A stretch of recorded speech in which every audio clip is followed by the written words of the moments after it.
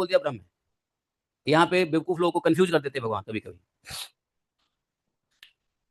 इसलिए बेवकूफ लोग क्या सोचते हैं मालूम है? हाँ, गीता में जो कृष्ण ने कहा है अहम सर्वस्य प्रभु, वो अहम कृष्ण नहीं है, वो कोई और है, काल है। कुछ लोग कुछ बेवकूफ लोग समझते हैं कि उसमें कृष्ण नहीं है, काल है। काल काल बोल रहा है गीता में। कौन बोल रहा है? कृष्ण नहीं बोल रहे हैं। कृष्ण के मुंह से काल बोल रहा है गीता। ऐसे ऐसे लोग हैं दुनिया में, ऐसे ऐसे सोचते रहते हैं। जानते हैं नहीं?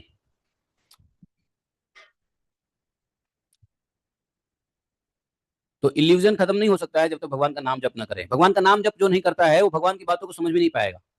नाम जप करने से इतनी बुद्धि शुद्ध होता है जो भगवान की बात को एज इट इज समझने में मदद करता है। इसलिए नाम जापक जो नहीं है, जो नाम जप नहीं करता है, उसको भगवान की कोई भी बात कहोगे तो उसको समझ में ही नहीं आएगी। क्यों? बुद्धि शुद्ध नहीं है।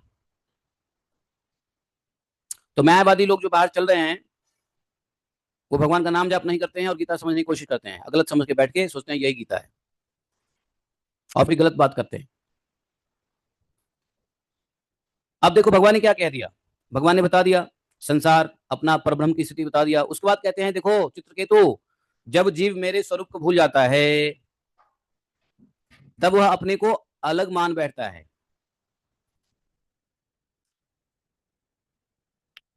इसको पतंजलि जी ने भी कहा है एक बात। क्या? पतंजलि जी का एक सूत्र है, बहुत बढ़िया है। तदा द्रष्टु स्वरूपस्थानम। और उसका अगला श्लोक, उसके आगे कहते हैं कि इसके विपरीत जब वह स्वरूप में स्थित नहीं होता है तो क्या हुआ? संसार को ही अपना स्वरूप समझता है।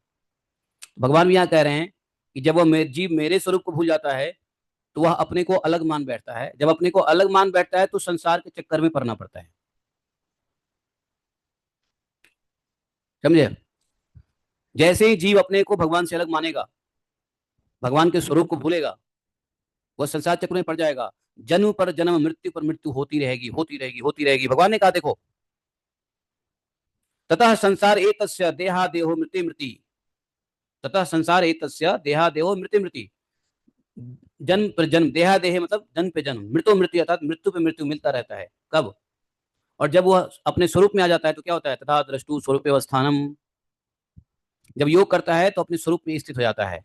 और जब योग नहीं करेगा तो संसार को ही अपना स्वरूप समझेगा, इस प्रकृति को ही अपना स्वरूप समझेगा, फिर भटकेगा संसार में, फिर जन्म मृत्यु चक्र में फंसेगा और अनंत अनंत अनंत योनियों में जाके चक्र में फंस जाएगा।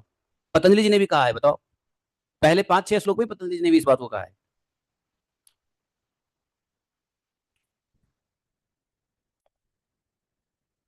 इसलिए भगवान के स्वरूप को समझना, ब्रह्म ज्ञान का होना, और फिर अपने को